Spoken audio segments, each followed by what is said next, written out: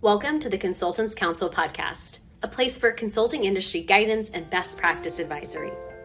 Whether you're working to grow in your consulting career, you're managing and developing a consulting firm, you're working with consultants, or you're just interested in business and high-performance advice, we've got recommendations and education for you. I'm Kelsey Creveling, founder and CEO of Kelsey Consulting, a firm focused on building high-performing organizations, teams, and individuals through a variety of ventures, including the Consultants Counsel. I've spent my career at the intersection of technology and management consulting, working with organizations across the country to help solve their toughest challenges, while also supporting the growth and development of multiple consulting firms, helping them improve their long-term performance trajectory. In addition, I serve as a startup investor and advisor, promoting the ideas of entrepreneurs as they work to gain traction in their industry.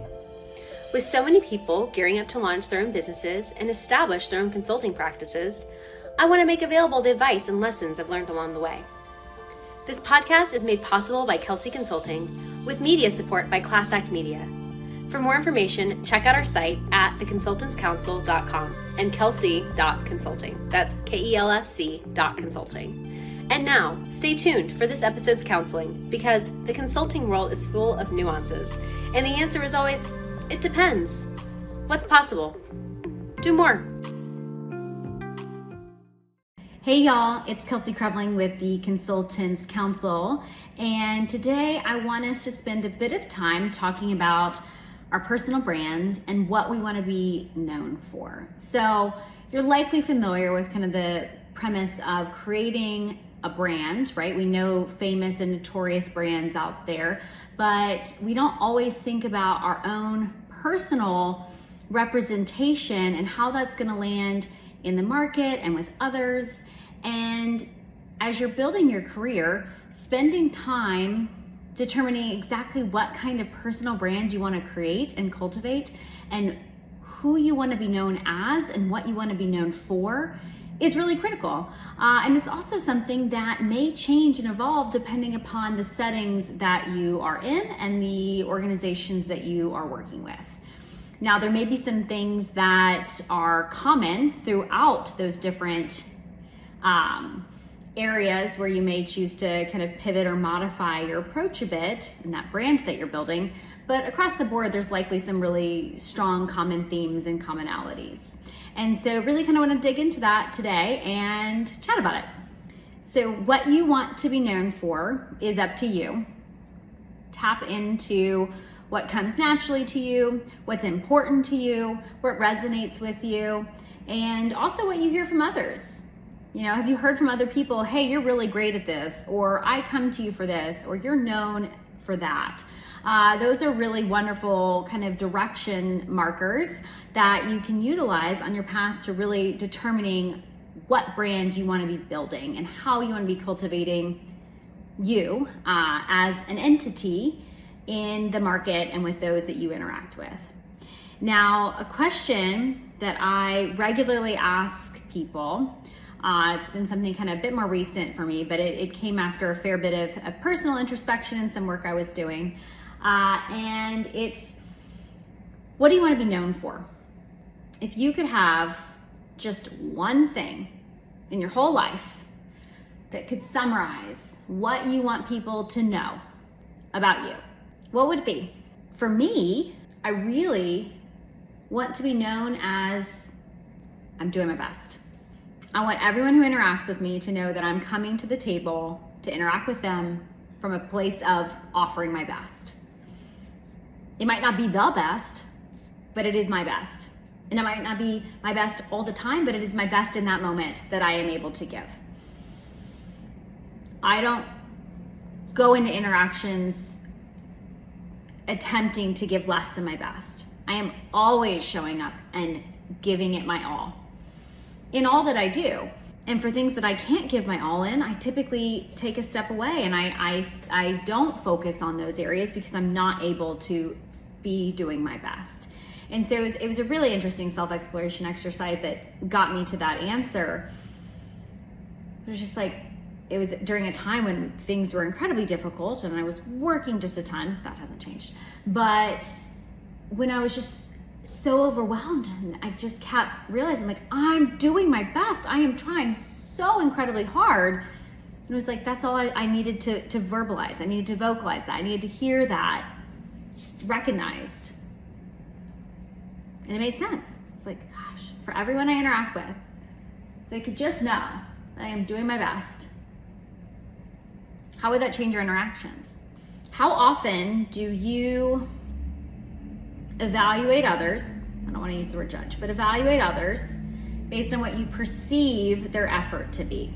But what if you changed that paradigm and switched it and thought about the fact that they're likely doing their best with what they have, with the knowledge they have, the opportunities they have, the background they have, the financial resources they have. Most people don't operate from a place of not wanting to do their best. So, can we give people more grace when we change our perspectives in that way? Can we treat them more kindly?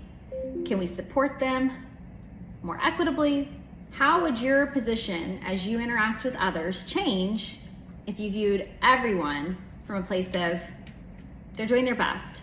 Might not be the best, but they are doing their best. And as a result, how can I support them in ways that they need?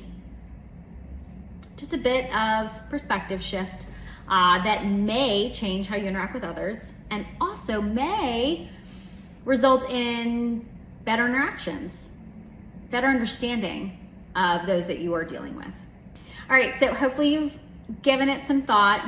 This can be something that you journal about, that you kind of ponder, meditate upon, but really synthesize down to a very core consideration of what you want to be known for. Now from there, you can build upon it. What else do you want to layer on to that? That can be at its core, but what else makes sense for you? So for me, I've got a multitude of different things. I won't go into all of them, but something that I actually love that I think offers a great parallel is my love and adoration of sunflowers. You can see them right here. I adore sunflowers. If you know me, you know that that's just my absolute favorite flower for many reasons. One is they're just happy, right? They bring joy into the world. They're pretty smiley, but also they're not delicate. They are hardy and capable and strong, and they can weather lots of different climates. They are native to North America and Central America, but you can find them elsewhere. And some really interesting things about them are their ability to absorb toxins. That's a fun fact that is not necessarily readily known, but actually they do. And they have been planted at different chemical spill sites and in different locations with radiation in order to absorb the toxins. So that's a really cool transformative capability that they offer. They've also been to space, which is kind of neat. They've been onto the International Space Station. And they're just a flower that's able to weather so much. They track the sunshine throughout the day, and if the sun actually isn't up, they can turn and face each other so that they actually are able to still gain happiness, if you will, energy from one another. And I think that that's a great parallel for how we want to live life, that we want to be sunflowers for each other, that we want to radiate light and energy and happiness to those that we engage with. And so the sunflower has just always been a flower that resonates with me. But when we think of it in that type of context, I love it. The ability to be strong and hardy and capable, but also to bring joy and radiance to others that we interact with, that just really rings true. And so I would encourage you, as you're taking a look at your personal brand, what you want to be known for, how you want to position yourself, what feels authentic and true to you, do some journaling around that. There might be different things that resonate with you that really parallel your traits, your skills, your interests, your preferences. And that sometimes really helps when we are dealing with lots of challenges, strife, stress in the workplace, stress in our personal lives. Kind of remind ourselves and center around what do we want to be known for, and is how we're operating and how we're thinking and how we're feeling in alignment with that. And if it's not, what do we need to do to kind of subtly shift our activities, our actions, and our thoughts back towards that centered, grounded, personal brand of what we want to be. All right, one final fun exercise that I saw it recently for building your personal brand and kind of getting you thinking outside of the box and about what resonates with you and what you want to be known for and how you show up. So I want you to think of an animal, any kind of animal, whatever comes to your mind first. Now, I want you to think of a second animal. You're going to think of a third animal. Now, I can't take credit for this exercise, but I do love what it can show you. Your first animal is what you think of yourself. Kind of describes how you see yourself. The second animal is how others see you and how they perceive you. And your third one is what you really are.